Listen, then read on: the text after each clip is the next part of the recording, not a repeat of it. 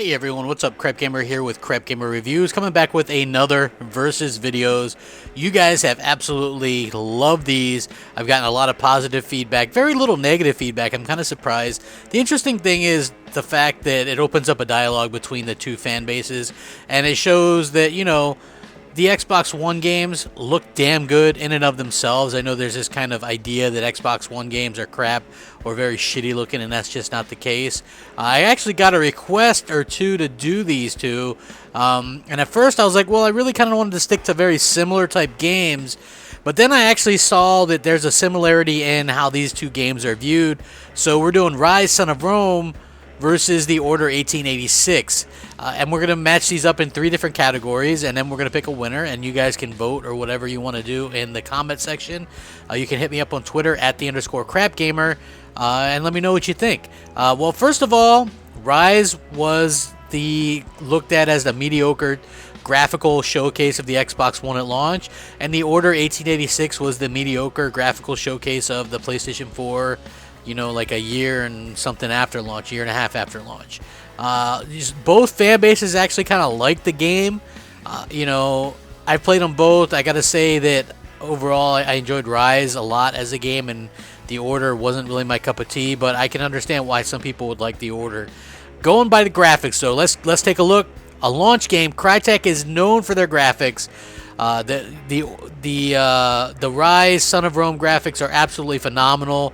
The movements are phenomenal. The way they did the motion capture and the movements and the lighting and the effects, everything is just really top of the line. This is probably still, in my opinion, the best looking game on any console to date. And it doesn't change my opinion playing the Order 1886. The Order 1886, very good looking game too, but very little actual gameplay or movement. It's very linear, kind of corridor based. There's not much going on, you know. It's just a lot of, you know, forced QTE. You know, it's got the borders around the TV. That's not really my thing. So even though you might not agree, I'm sure this will be very polarizing to pick Ryse over the Order as far as graphics, but I think that Ryse looks better, just in my opinion. And let me know what you guys think. Next up, we're going to go gameplay, which is not the shining point of either one of these games. Ryse got really repetitive, had a lot of repeating enemies and things like that. You know, and it was also quite linear, you know, and I would have loved to have been able to upgrade your weapons and things like that. As far as the Order, the gunfire in itself felt terrible. You only got to use some of the special guns a little bit at a time. It's like you finally got a gun that was cool, and then you could only use it for like a small section of the game. Both games were kind of short. I beat the Order in something like 4 hours. I beat Ryse in something like 7 hours. But Ryse does have multiplayer, like a co-op kind of horde mode multiplayer, which is actually pretty fun. But again, like I said, neither one of these are anything to write home about as far as gameplay is concerned. But I'm going to give it to Ryse simply because it has that added bonus of multiplayer and things like that. There's absolutely no reason to play through the Order 1886 more than once. Next up, we're going to just go by fun factor. And I think that this is pretty easy as well, because Ryse Son of Rome had a lot of fun factor. The multiplayer was fun.